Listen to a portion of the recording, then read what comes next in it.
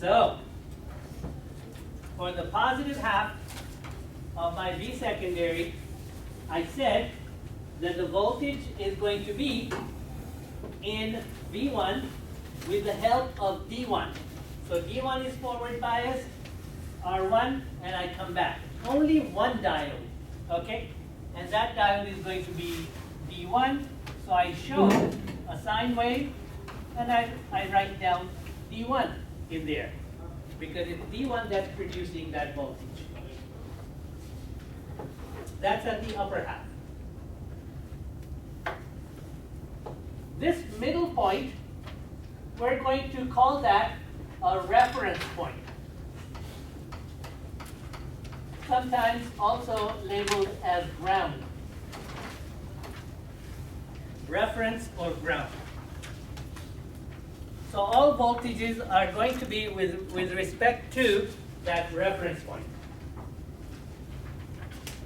So, when I measure the voltage V1, I'm going to put the red lead at the top and the black lead at the bottom, and I will read a DC voltage equivalent of V1, the sine wave. Let's look at what's going to happen at the bottom half. Plus, minus, current is going to flow from the plus, find its way around the circuit like a mouse maze, and come back to the minus. So I start here, go over these loops, go down R2, come around, and go into D3, and come back to the minus.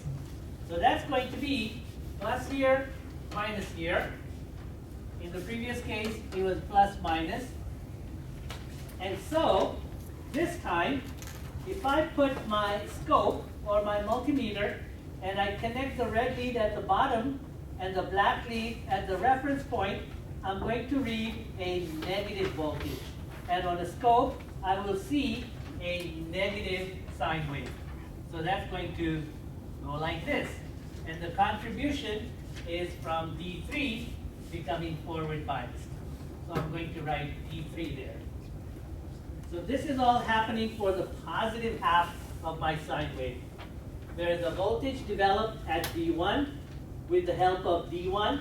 There is a voltage developed at V2 with the help of D3.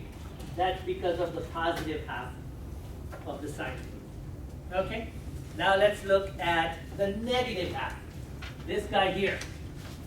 When I have the negative half, I have a negative half sine wave here and a negative half sine wave there. So now the polarities at the secondary, I'm going to change them to plus minus becomes minus plus. So minus plus and minus plus. Now I'm going to look at the top half first. Current's going to flow out of the plus, return to the minus. So let's see. It's going to go from plus, over the humps, come over here, goes down, and then up D4, back to the minus. So it's D4 this time that's going to produce the current for the top half. Let's do it again. From the center tap, from the plus, I need to come back to the minus. It's going to go down R2 in the same direction as D4, and then up D4 and back to there. So that's going to be here, and that's going to be D4. Okay? Because it's the voltage at V2 that's generated for the negative half right here. Through D4 back to the minus. Now let's see what happens at this part here. Well, you can guess that it's going to be D2 that's going to be activated. So let's see. Minus plus, current's going to flow out of the plus. So it's going to go this way, up D2, into R1, and back to the minus. So it's R1 this time, and so it's going to be V1 that's developed. So there it is, D2. So this is what's happening in this circuit, which is called split phase. Why split? Because I'm splitting my voltage into two. Dual voltage, because what results on the output here is a positive voltage at the top and a negative voltage at the bottom with reference to this point here. So this is going to be like minus 15 volts plus 15 volts, that type of a scenario. Okay? And some of you may have done a lab with this, lab number 5. The last circuit in lab number 5 is this circuit here. And where we start off like this, and then if I had a capacitor in this circuit, what will it do? What do you think the capacitor will do?